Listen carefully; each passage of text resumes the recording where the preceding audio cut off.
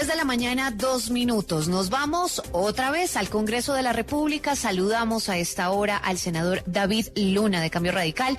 Gracias por estar acá. Y bueno, su discurso fue de los más ecuánimes y de los más aplaudidos, no solamente por gente de la oposición, sino también por gente de otros sectores políticos, de otros partidos que no necesariamente, de nuevo, hacen parte de la oposición. Gracias por estar acá. María Camila, buenos días, muchas gracias a ti por la invitación. Y sí, en efecto, el día de ayer se instaló el Congreso y nosotros, utilizando el derecho que nos concede el Estatuto de la Oposición, hicimos una intervención respetuosa, pero firme, pidiéndole al presidente Petro, o recordándole al presidente Petro, que el verdadero cambio es hacer, no retroceder. Con cifras, pero también con ejemplos, le dijimos cuáles son los sectores que los colombianos consideran están pasando un mal momento y cómo creemos nosotros se puede recuperar, porque acá lo que importa es resolverle los problemas a los ciudadanos. Senador, usted de entrada, fíjese que hoy estamos hablando del perdón y pues nos inspiró evidentemente lo que dijo el presidente sobre ese perdón que le pidió a los colombianos por el escándalo de la Unidad Nacional de Gestión del Riesgo. Y usted lo dijo en su discurso, pues que era... pues que resaltaba, ¿no?, ese perdón por parte del presidente y además, entre otras cosas, que se quedara también para el discurso de la oposición. Pero, ¿cómo vio usted que el presidente llegara tarde, 2 horas tarde, al desfile militar? Un desfile en el que, pues, todos los años está desde el inicio el presidente de la República dándole culto y rindiéndole un homenaje a esos hombres y mujeres que hacen parte de nuestra fuerza pública. No, pues eso no está bien. Eso claramente no está bien porque la puntualidad hace parte del respeto. Y cuando hay una serie de eventos programados, es importantísimo comenzar a tiempo. No solamente por las fuerzas militares, quienes estaban dispuestos a dar el desfile, que estaban entrenando hace semanas, pero también por los ciudadanos que estaban muy emocionados de poder ver el desfile. A mí me parece que la puntualidad debe ser parte esencial del respeto, vuelvo, insisto, y por eso, pues, ayer es resaltable que el presidente, como usted lo dice, haya pedido perdón. De eso, si quiere, podemos hablar ahora, pero haber llegado tarde no tiene ningún tipo de perdón, porque ya son muchas las ocasiones en las cuales, pues, la impuntualidad se convierte en parte casi que el giro normal de los negocios del Estado. Y no, eso no puede ser así, porque para eso hay agendas y hay que respetar el tiempo de los demás, desde mi punto de vista, precisamente como una muestra de profundo respeto. Ahora, senador, hablemos del perdón. Empieza el presidente a pedirle perdón a los colombianos por este escándalo tan grande de la UNGRD. Le tocaba, digamos, al presidente también bajar la cabeza y decir, hombre, esto se está presentando en mi gobierno y esto, además, él dice, este señor Olmedo López viene de la izquierda, él no venía de otro partido político, él viene de la izquierda y hay que decirlo, es un fenómeno que está metido aquí en nuestro país, ¿no? Totalmente, María Camila, y yo arrancaría por eso. Yo creo que es importante que los colombianos entiendan que la corrupción no tiene ideología, que la corrupción no es de un lado o del otro, la corrupción es de falta de valores y tal vez es herencia de ese maldito narcotráfico que tanto daño nos hizo. Hay mucha gente que llega a la política para enriquecerse y para enriquecerse de un minuto a otro. Por eso es tan importante que el ciudadano vote, por supuesto, con el corazón, pero también vote con la cabeza, verificando cuáles son los antecedentes, no penales, sino los antecedentes políticos de cualquier candidato. ¿Qué es lo que ha hecho? ¿Cómo lo ha hecho? ¿Por qué lo ha hecho? ¿Cuál es esa trayectoria durante tantos años en la vida para que se demuestre lastimosamente que entienden la política como el arte de servir y no como la actividad para servirse? Ese es un primer punto en el que yo estoy totalmente de acuerdo con usted. Esto se volvió un problema endémico y la única forma de superarlo es con principios y con valores. Claro, también con cárcel, con extinción del dominio a los corruptos, pero con principios y con valores que se le deben inculcar a quienes quieren hacer política y a quienes no. Robar no es una acción correcta dentro de una sociedad, y mucho menos los recursos públicos. Pero denunciar debe ser una obligación del ciudadano, cosa que acá pues a algunos les da temor por distintas razones, pero creo yo tenemos que perder ese temor. En segundo lugar... Senador, sí. No, continúe. Bueno, no. Y en segundo lugar, yo sí considero que es valioso, y yo sí considero que es adecuado, y yo agradezco, y lo dije ayer públicamente, que el presidente haya pedido perdón a los colombianos, sí, porque este bochornoso, lamentable, perdóneme la expresión, asqueroso acto de corrupción pasó en su gobierno, y lo mínimo que tenía que hacer era pedir perdón. Ahora, yo le dije, yo como ciudadano recibo ese perdón, lo acepto, creo que los colombianos también lo valoran, pero es importante acompañarlo de hechos, porque el gobierno tiene que abrir, senador, las puertas. En ese punto de lo que significa este gran escándalo de corrupción de la Unidad Nacional de Gestión del Riesgo, me queda la duda de qué tanta gobernabilidad y capital político tiene el gobierno, pero también qué tanta legitimidad ante los colombianos tiene el Congreso de la República, que también está involucrado en esos escándalos para tramitar las diferentes reformas sociales que está pidiendo el país.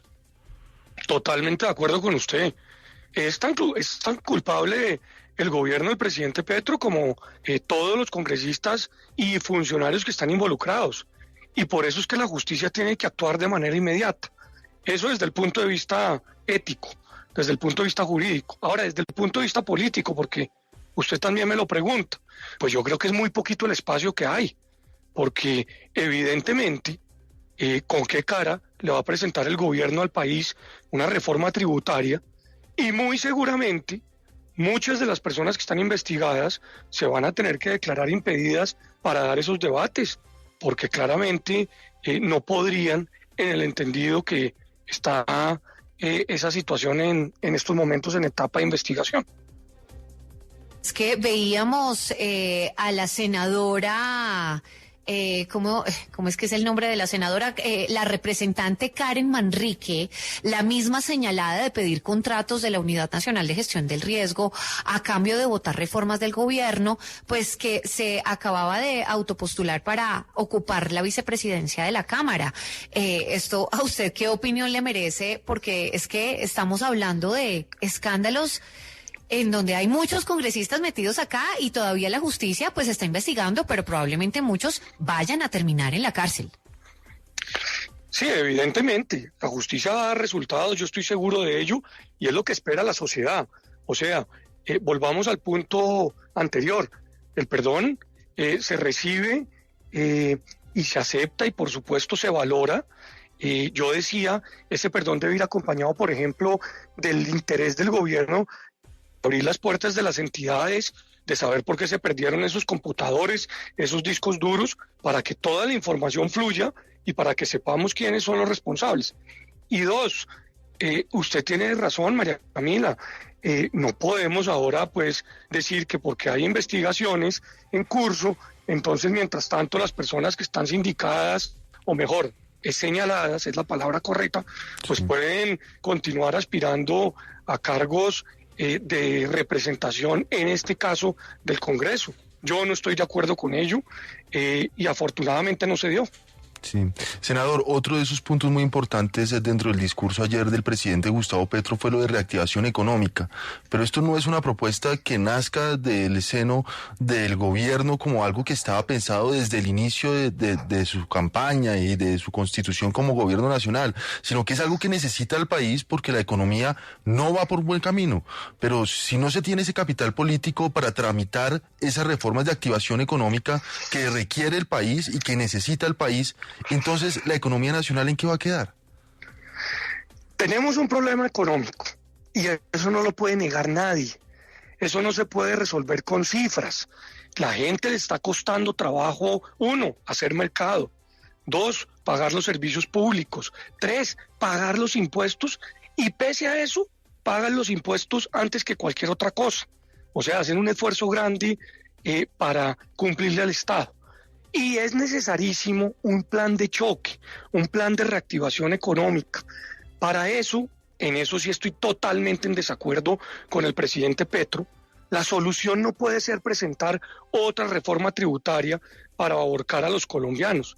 Yo la primera, la del 2022, la voté negativamente porque le advertí al ministro José Antonio Campo que iba a ser regresivo, que le iba a costar mucho a la economía aumentar impuestos en momentos de crisis, de pospandemia.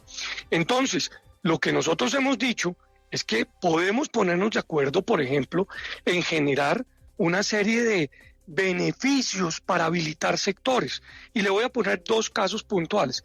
El de la construcción. La construcción tiene 2 ventajas grandes. Primero, le permite a la gente cumplir el sueño de tener una casa propia. Pero 2, genera importante número de empleos. ¿Cómo lograr que se reactive? Creo yo, poniendo en práctica un modelo que estaba funcionando bien, que era un subsidio a la cuota inicial y un subsidio a la tasa de interés, porque sí es cierto que las tasas de interés están altas. Eso, creo yo, es muy fácil de acordar si hubiera voluntad. Y el segundo tema, el tema de la inflación, que para el oyente que no le es familiar esta palabra, es tratar de reducir los precios de la canasta familiar. Y en esto sí estoy de acuerdo con el presidente Petro. El agro hay que reactivarlo todavía más, porque viene creciendo bien. Pero ¿sabe cuál es el grave problema que tiene, entre otros, el agro? Las vías para que los productos puedan salir, para que el campesino que hace un esfuerzo grande en cultivar pueda sacar sus productos. Muchos se están literalmente muriendo al lado de los campos porque no hay cómo lograrlos sacar. Hay que invertir en infraestructura. El cemento, o llamémoslo la infraestructura, no es un delito y puede ser perfectamente compatible con el medio ambiente si se respeta el medio ambiente. Senador, ¿quedó tranquilo con la elección de Efraín Cepeda en el Senado de la República como director en la mesa directiva? Quedé tranquilo por una razón, porque se comprometió a respetar los derechos de todos, independientemente lo que cada uno de nosotros pensemos, en especial los de la oposición, porque dijo durante su proceso de campaña que él iba a hacer una presidencia totalmente independiente y autónoma, que no iba a ser un brazo más del gobierno, pero que iba a respetar la autonomía del Congreso. Eso es lo que necesitamos en estos momentos, que se permitan los debates, que se permitan las discusiones y sobre todo que se permita pensar distinto. Y ahí, María Camila, permítame hacerle una reflexión. Yo creo que el presidente Petro le faltó un perdón mucho más complicado, pero le faltó, que es que debe decir de una vez por todas si quiere respetar la autonomía, la libertad de los medios de comunicación y de la prensa. Es que la prensa y los medios de comunicación son una pieza fundamental de la democracia, como lo es la justicia, como lo es el legislativo o como lo es el ejecutivo.